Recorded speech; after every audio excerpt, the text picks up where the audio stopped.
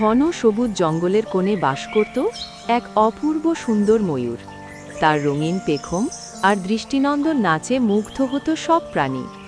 তবে সবাই যখন তার সৌন্দর্যের প্রশংসা করত, তখন এক শিয়াল মুখে হাসি রেখেও মনে মনে হিংসায় জ্বলত। শিয়াল ভাবত, আমি তো অনেক বুদ্ধিমান, তবু সবাই ময়ূরের সৌন্দর্য নিয়ে মেতে থাকে, এটা মোটেই ঠিক না। একদিন সে ময়ূরকে বলল, বন্ধু, তোমার পেখম খুব সুন্দর, কিন্তু তুমি কি জানো তোমার গলায় সুরই নেই, তোমার কণ্ঠটা কেমন কর্কশ শোনায়। ময়ূর একটু কষ্ট পেল, সে কখনো ভাবেনি কেউ তার গলার এমন সমালোচনা করবে। সে চুপচাপ একটা গাছের নিচে বসে পড়ল। পরের দিন শিয়াল আবার এলো।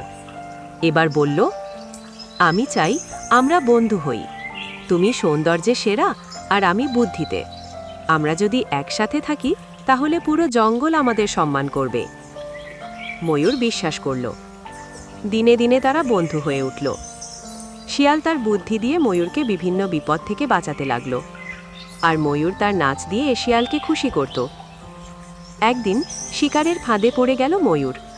পেখম আটকে গেছে একটা জালে। সে কাঁদতে লাগল। শিয়াল দেরি না করে দৌড়ে গিয়ে তার পাখা কেটে দিল, যাতে সে ফাঁদ থেকে মুক্ত হতে পারে।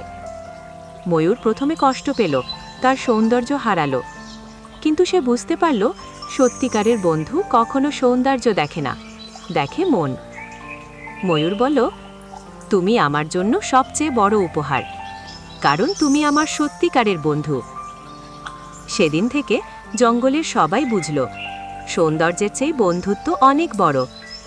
আর শিয়ালও বুঝল হিংসা নয়, ভালোবাসাই সম্পর্কের মূল। যদি এই গল্পটা আপনার মনকে একটুও স্পর্শ করে, তবে একটি লাইক আর সাবস্ক্রাইব করে জানাতে পারেন। আপনার ভালোবাসা আমাদের অমূল্য সম্পদ।